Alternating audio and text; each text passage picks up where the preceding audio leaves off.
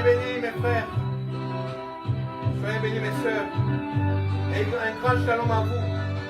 Dans le nom de Jésus-Christ, notre Père et notre Dieu.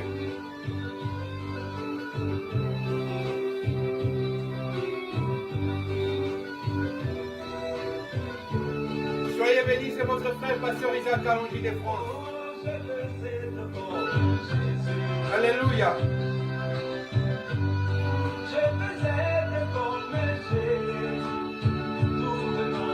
Que Dieu vous bénisse abondamment.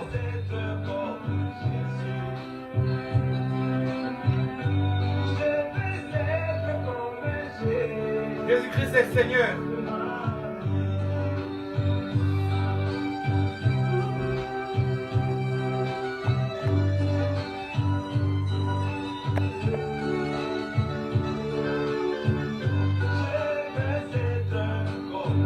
Nous sommes Pasteur Isaac Kalonji de France. Nous annonçons la parole de Jésus-Christ. Rien que la parole, sans ajout, sans retrait. La parole sans chichi.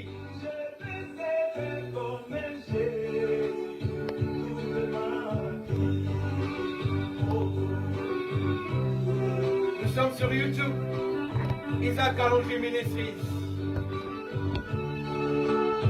Soyez bénis. Quand il marche là-bas en Galilée, il priait sans cesse, vraiment il priait sans cesse, bien qu'il ait aimé, la parole fait péché. Nous sommes sur Facebook. Et Mamie Tabernacle de Jésus t'aime. Abonnez-vous, chers bien-aimés.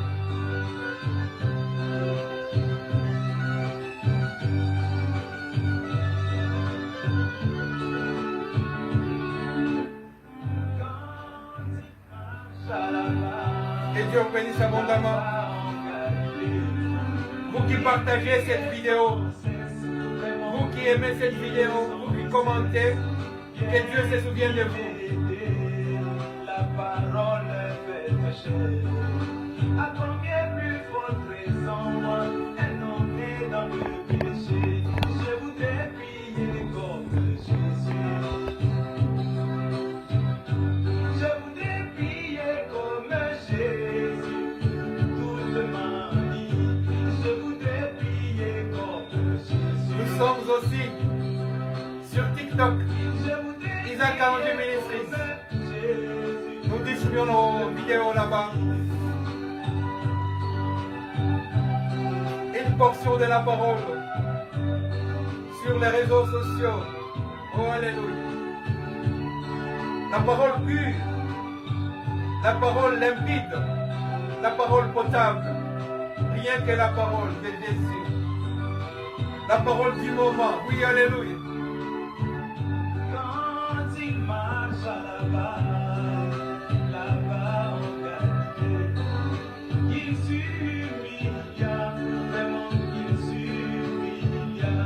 Il est allé jusqu'à laver les pieds de ses disciples. À combien plus faudrait Ma soeur Isaac Kalonji, mon frère, vous dit shalom, un grand shalom.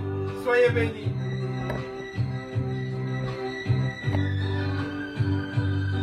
Apportez-nous des abonnés, s'il vous plaît, chers bien-aimés. Soyons une grosse communauté. Une communauté tout autour de la parole. La parole de Christ Jésus. Jésus-Christ de Nazareth. Yeshua Hamashiach. L'unique et le véritable. Le chemin, la vie et la vérité. Soyez bénis, chers bien-aimés. Oh, alléluia. Je voudrais m'humilier comme Jésus. Je voudrais m'humilier comme Jésus. Nous annonçons la parole qui s'adresse à l'épouse. Oh, alléluia. Qui bientôt va retrouver son mari. Oh, là-haut dans le firmament. Je voudrais prier comme Jésus, car je ne suis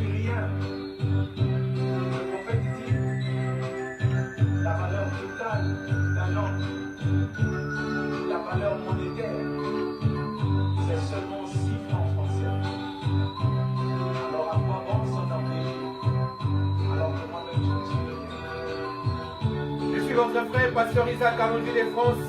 Oh, quand il marche à la Je vous prie, chers bien-aimés, de vous abonner. Nous sommes sur YouTube, n'oubliez pas. Nous souffrons à avoir des abonnés sur YouTube. Allez-y, vous abonner aussi sur YouTube. Isaac Alongi Ministries ou Évangile Tabernacle TV. Dieu vous bénira.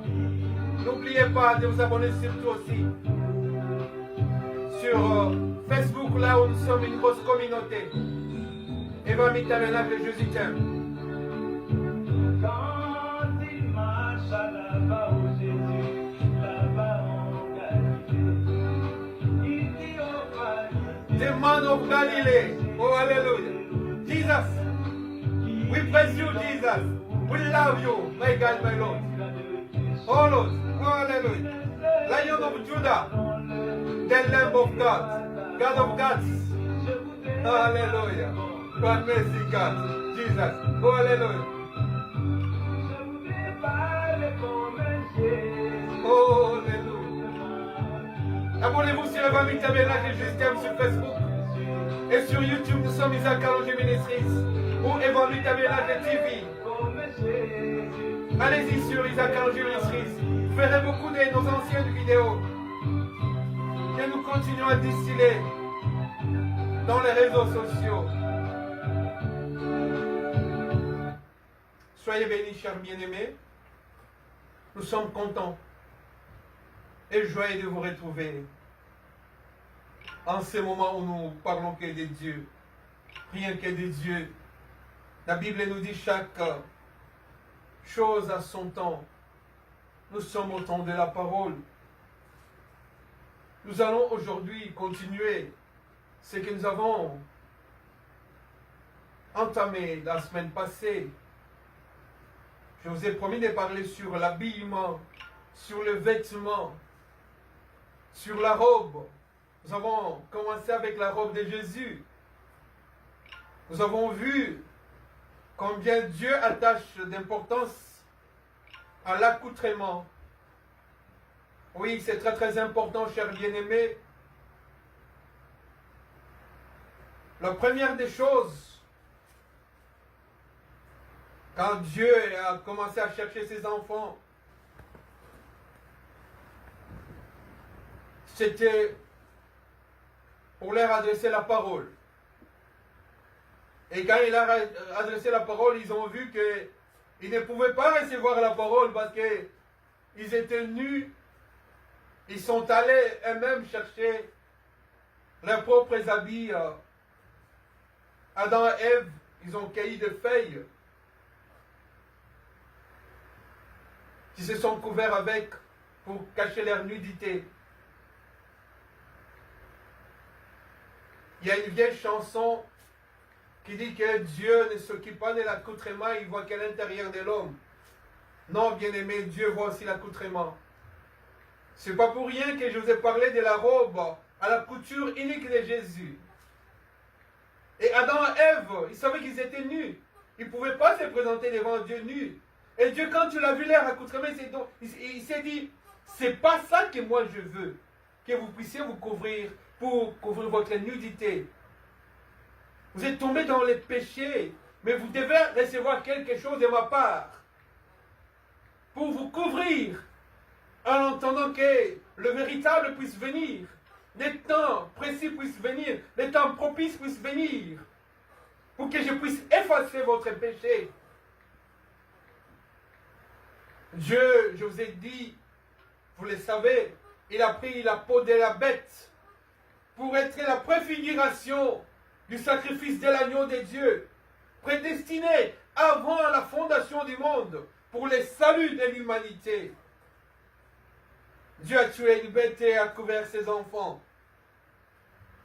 Aujourd'hui, nous allons faire un retour dans l'Ancien Testament pour voir un habit spécial. C'est pourquoi aujourd'hui nous avons trouvé mieux d'intituler notre thème l'habit de la Shekinah. La Shekinah n'est pas un mot tabou, chers bien-aimés. La Shekinah n'est que l'explication de la gloire de Dieu. Et comme l'homme avait péché, il devait se confesser. Et Dieu a mis toute une procédure à l'époque pour pardonner à l'homme. Dieu a appelé Moïse. Il a dit pour que moi je puisse pardonner à l'homme une fois, non. Le péché de l'homme.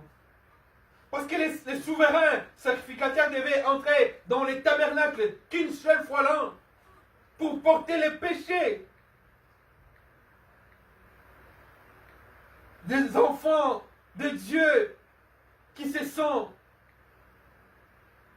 perdus dans les péchés, qui se sont noyés dans les péchés, qui se sont embourbés dans les péchés. Il a appelé Moïse, il a dit, tu me construiras un tabernacle et moi je viendrai, je descendrai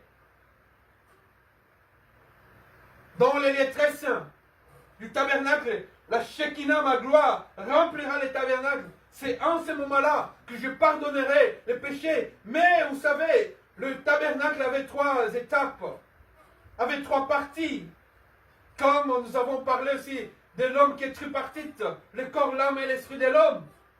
Le tabernacle était ainsi l'image de l'homme.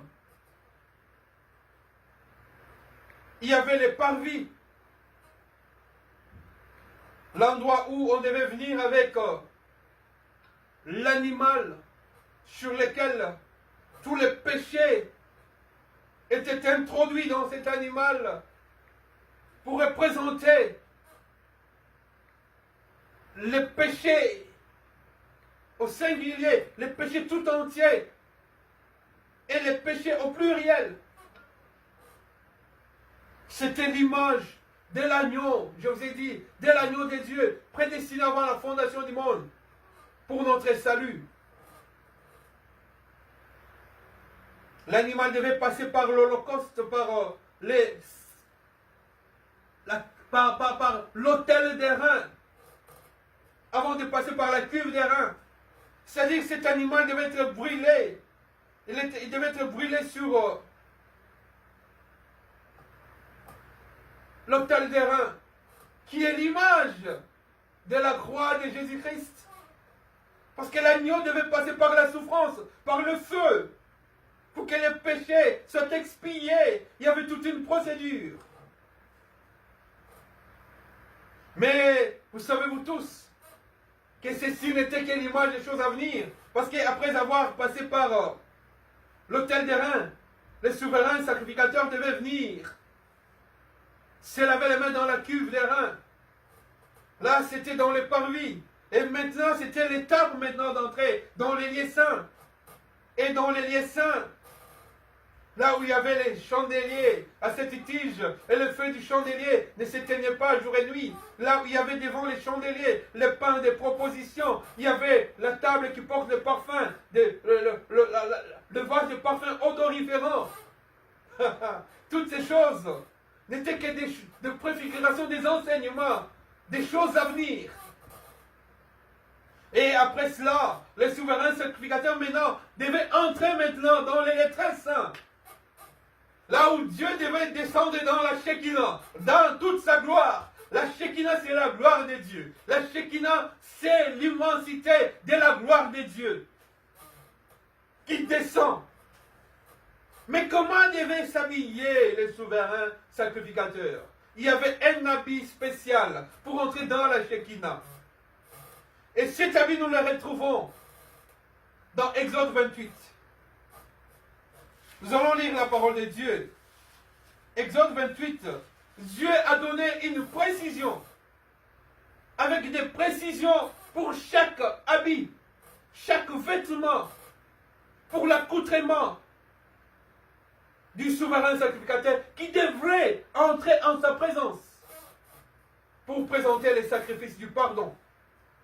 Mais vous le savez, qu'en cette époque-là, ils n'avaient pas encore la grâce. Ce n'était pas l'époque de la grâce.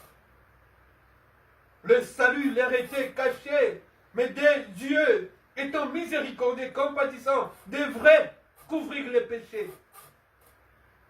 Parce que le temps n'était pas venu où lui-même devait venir, où il n'y avait plus besoin, où il n'avait plus lui-même, Dieu, besoin des sacrifices d'holocauste, de présent, où il devait se sacrifier lui-même, parce que son amour était immense, était grand, qu'il devait venir se sacrifier lui-même, prendre la place de l'homme, mourir à la place de l'homme.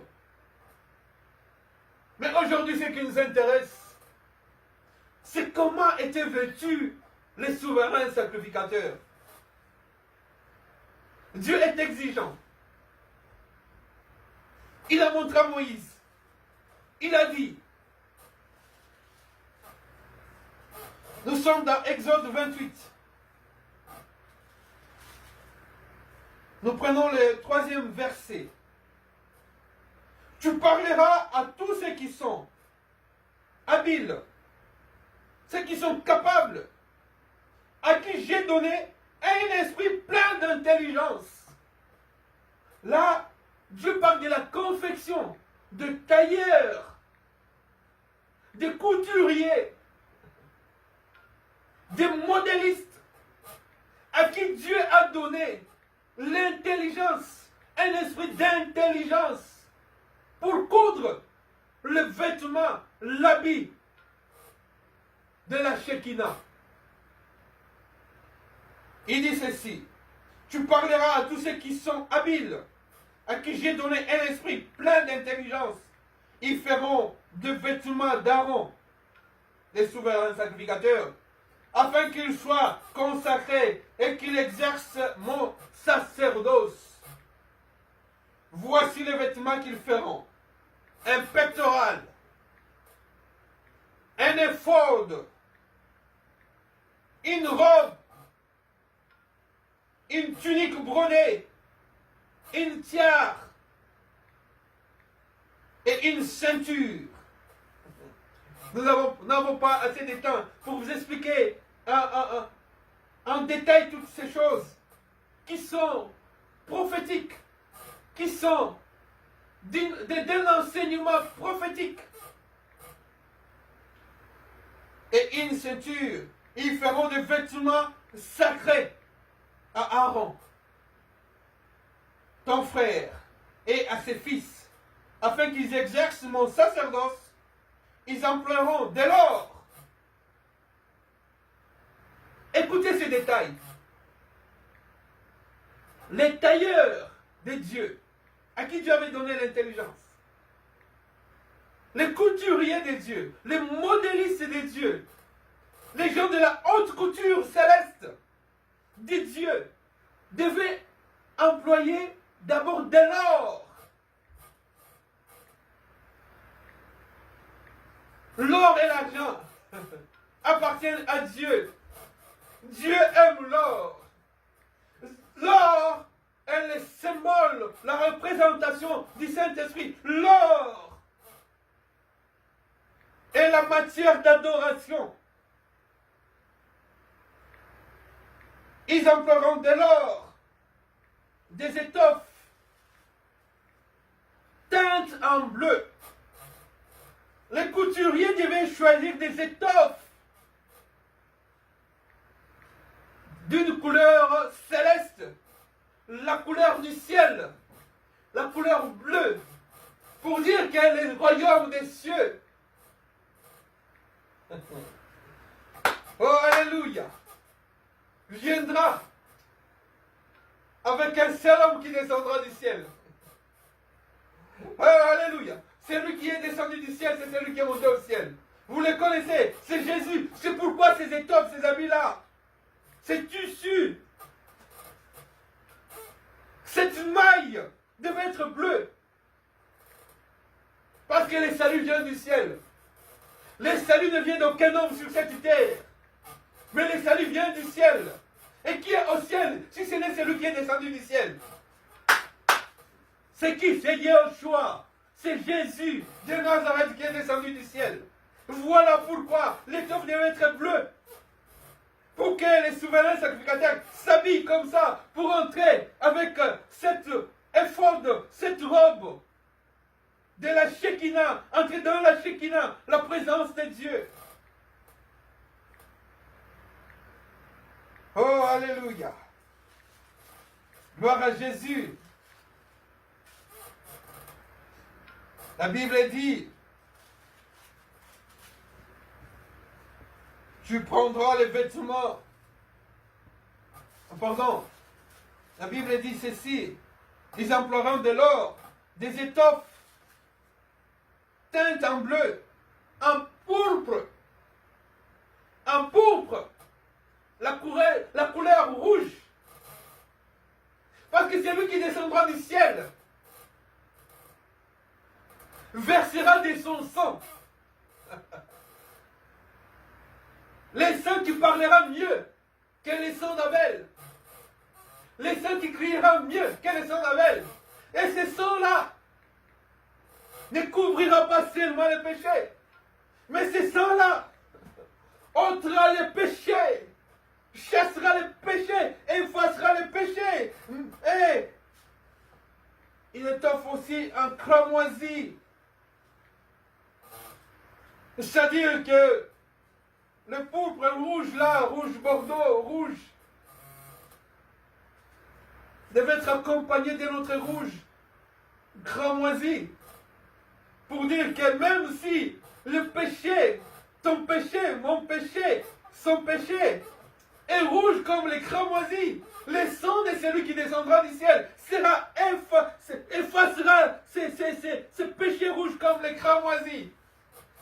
Ces péchés profonds, ces péchés qui gardent l'homme dans la culpabilité, dans les chaînes du diable, mais le sang de celui qui descendra du ciel effacera. Oh Jésus! Et comment devait être la matière, la texture? Elle devait être en fin lin, en lin, que du lin. Oh, alléluia. Le lin se plie avec noblesse. Le lin se froisse avec noblesse. Le lin est une matière noble. Il devait être, vous savez, un jour même je vous parlerai des caleçons des sacrificateurs qui étaient en lin. Oh Jésus. Et la texture devait être, les tissus devaient être du lin. La noblesse, la sainteté, pour dire que celui qui est dans les sacerdoces n'est pas n'importe qui. C'est quelqu'un de noble. C'est quelqu'un qui doit être avec la sainteté en symbiose. Il doit être avec la sainteté en harmonie. Il doit être saint. C'est pourquoi quand il est entré là-bas, avec cette robe, dans les lieux très saints, on devait lui attacher une corde. Parce que si, au moment où il entre là, en présence de Dieu, la gloire de Dieu, quand la gloire de Dieu descend comme une colonne de nuée, et remplit les lieux très saints, et que les souverains sacrificateurs entrent là-bas, et qu'il est pécheur en ce moment-là, il ne sort pas vivant, il meurt du coup. Et comme les autres n'avaient pas l'habilité d'entrer dans les lieux très saints, devaient juste tirer la corde pour prendre les cadavres, parce qu'il est entré en présence de Dieu sans les sanctifier, sans la sainteté, sans la pureté, sans la potabilité, sans la limpidité, sans la propreté, sans la vie. Et cette robe était spéciale, extraordinairement travaillée. Écoute ce que Dieu dit. J'ai beaucoup aimé. J'ai souvent lu ça. La Bible dit au verset 6, ils feront l'éphod l'éphod qui est le symbole du ministère authentique. Le sang de Dieu, que Dieu donne un ministère, afin que celui-là puisse entrer en sa présence et porter la charge des autres, des brebis, pour le présenter devant Dieu, pleurer devant Dieu. La Bible dit, ils feront l'éphod d'or, d'adoration, qui représente, l'or représente la divinité de Dieu. La Bible nous dit, à ses pieds, au pied de Dieu, son aspect. La Bible parle même de son naissance quand il est venu. Ceci représente aussi cet or, l'adoration, que les mages devaient venir avec de l'or et de l'encens, du parfum. Oh, alléluia, il y a beaucoup de choses. Il y a beaucoup de choses à parler, mais le temps, oh cher bien-aimé, l'éphod devait être d'or, d'un adorateur. On vient adorer Dieu avec de l'or, qui représente le Saint-Esprit, l'Esprit de Dieu, et des fils bleus. L'or enfilé, cousu, avec du fil bleu, toujours cette couleur céleste, cette couleur du ciel, pour dire qu'il descendra du ciel. Il viendra. C'est celui-là que vous adorerez. C'est pourquoi, quand les mages sont venus, les rois cherchaient à les détourner pour qu'ils sachent où naîtra le roi des rois, pour qu'ils puissent les tuer, parce qu'ils savaient que c'est lui qui devait amener le salut sur cette terre, et qu'on devait l'adorer que lui, et lui seul. Lui seul.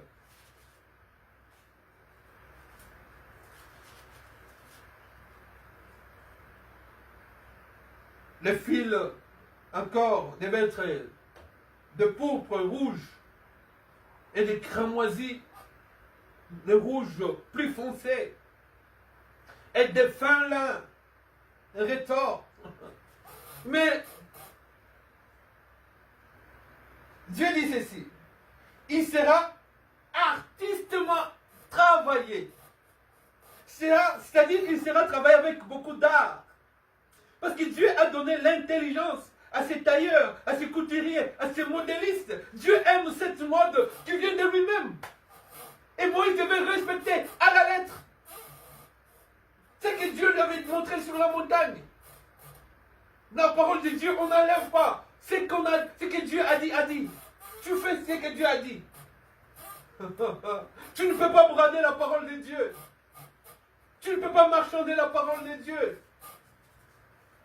Tu dois respecter à la lettre ce que Dieu a dit. C'est pourquoi Moïse avait dit à ses tailleurs, à ses couturiers, à ses modélistes, à qui Dieu avait donné l'intelligence de travailler avec art. Dieu aime ce qui est beau. Dieu aime ce qui est propre. Oh, alléluia. C'est pas pour rien que Dieu a permis que cette femme pécheresse, cette femme prostituée, puisse venir avec un albâtre, avec un parfum de grand prix, et le briser à ses pieds, et cette odeur monter à Dieu. Oh, alléluia. Le prière des saints monte à Dieu comme un parfum de bonne odeur. Dieu aime ça. Dieu aime ce qui est artistique. Dieu aime ce qui est art. La beauté esthétique. Dieu aime. Dieu a insisté pour que Moïse fasse selon le modèle qu'il lui a montré sur la montagne, sur le modèle céleste. Et il devait le faire avec art. Dieu lui-même est un artiste. En contemplant seulement la nature, l'univers, oh là là, tu te dis que quel est ce merveilleux Dieu qui a fait tout ça? Oh, alléluia. Tu regardes les fleurs, tu tu regardes les montagnes, tu regardes les rochers, tu regardes les eaux, tu regardes en dessous des eaux, tu regardes les animaux, tu regardes les oiseaux, tu regardes les hommes même.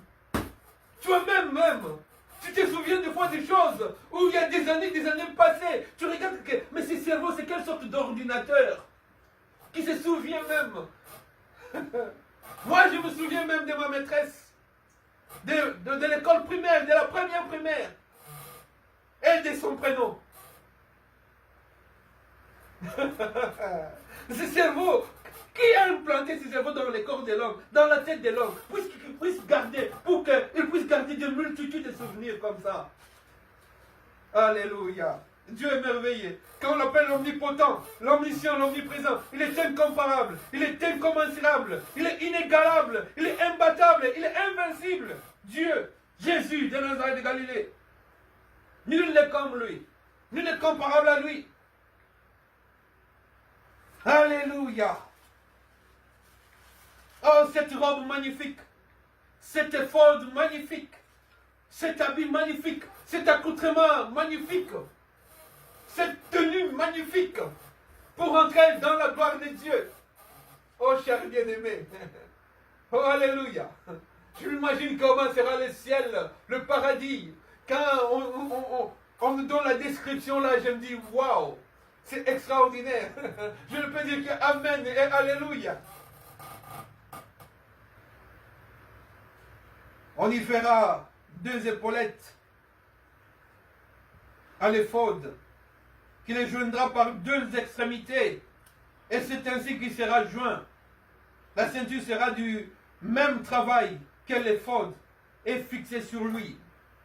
Ces détails-là, du rouge, de l'or, du fin lin, du cramoisi, même sur la ceinture. Tous ces détails-là, Dieu a dit, il faut qu'ils soient là. Or, la ceinture, c'est la vérité. Or, la vérité et la grâce sont venues par un seul homme, Jésus de Nazareth de Galilée. Voilà pourquoi ces choses, Dieu y insistait dedans. Dieu mettait sa patte céleste, son empreinte, sa signature, sa griffe de l'aigle. Vous savez, les griffes de l'aigle. Quand ils tiennent la proie, ils ne lâchent pas, ils montent jusque là dans le ciel. C'est pourquoi il est descendu, lui l'aigle, avec sa griffe, sa signature, avec ses griffes. Il nous a pris, nous, sa foi. Il est monté avec nous là-haut. La Bible nous dit, là où sera les cadavres, là où sera l'aigle, oh là où sera le corps. Oh Jésus, il nous a pris comme sa proie et nous sommes partis. Il mange sa proie, il mange l'aigle. Il aime cette proie qui est son épouse, qui nous mange.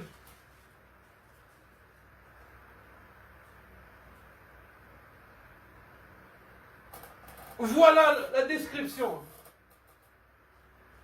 Sans trop m'attarder sur beaucoup de choses. De l'accoutrement du souverain sacrificateur. Tout cela pour dire que le véritable viendra. En lui sera toutes ces choses. Le pardon du péché. La vie éternelle. Les bénédictions que personne ne pourra ravir. Quand il lit, personne ne peut délier. Quand il délie, personne ne peut lier. C'est-y, les souverains sacrificateurs. Ça, c'était selon l'ordre de Melchisedec. Mais le véritable souverain sacrificateur est venu. Jésus-Christ de Nazareth de Galilée. Lui-même qui est le tabernacle de Dieu.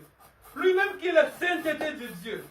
Lui-même qui a pris le péché en commençant par l'autel des reins, la cuve des reins, lui-même qui est l'eau dans laquelle nous l'avons, lui-même qui est passé sur l'autel des reins, il est passé sur la croix.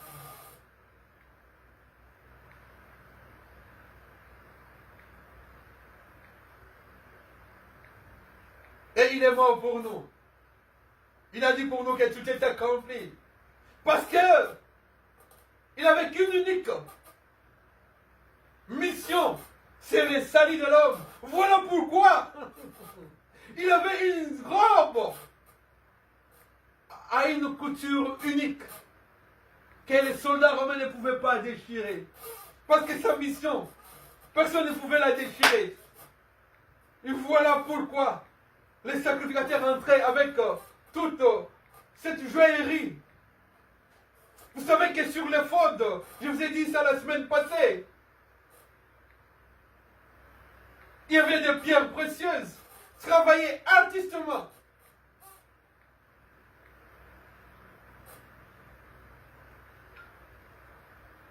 Dieu aime la sainteté. Dieu aime l'homme. Ceci n'était que l'image des choses à venir. Il est venu lui-même. Et il est entré. Vous savez ce qu'il a dit? Quand il a amené les sacrifices, il s'est fait lui-même sacrifice. Il a accepté l'opprobre. Il a accepté l'ignominie. Il a accepté la honte. Il a bravé toutes ces choses. À un certain moment, il a agonisé dans les jardins de Gethsémane. Il a dit, mon Père, s'il était possible que tu puisses éloigner de moi cette coupe. Mais il a bu cette coupe. Voyez même, cher bien-aimé, qu'à la croix, quand il avait soif, il a demandé de l'eau. À la place, ce qu'on lui a donné, c'était du vinaigre.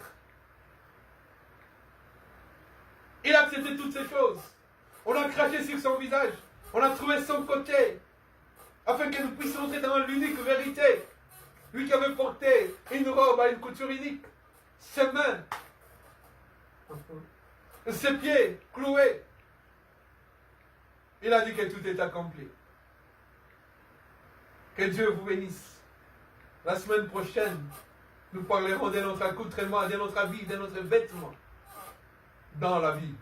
Aujourd'hui, nous avons parlé de la robe de la Shekinah avec le pasteur Isaac Kalonji, votre frère.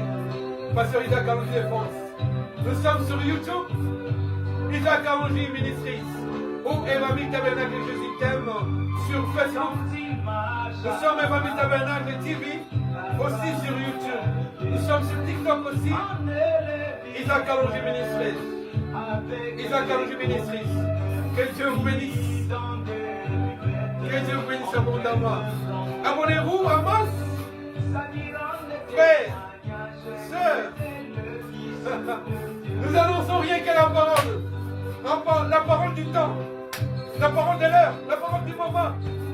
Oh, la pluie de l'arrière-saison. Oh, la Shekinah, la lumière du soir. Frères, partagez cette parole, partagez cette vidéo. Les man of Galilee, Jesus. You are God alone. Oh, alléluia. Dieu vous bénisse abondamment.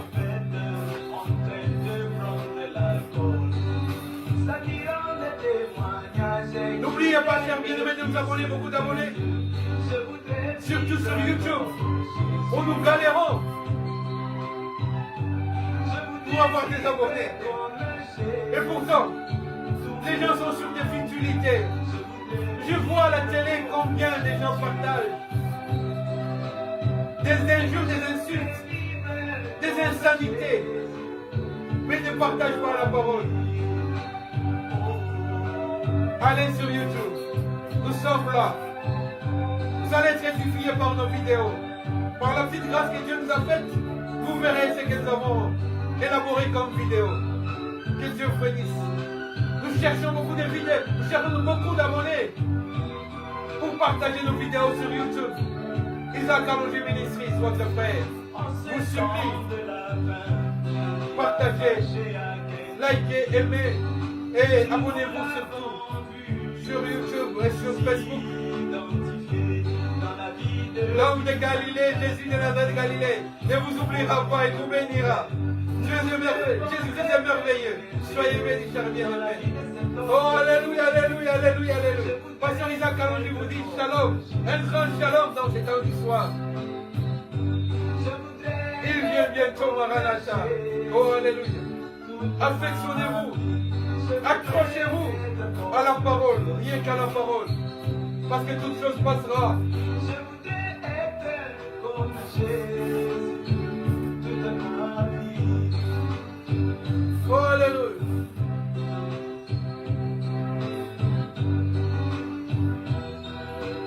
C'est votre frère, Pasteur Isaac Kalonji de France. Nous sommes dans Evami Tabernacle. Que Dieu vous bénisse. Un grand shalom dans vos maisons. Amen.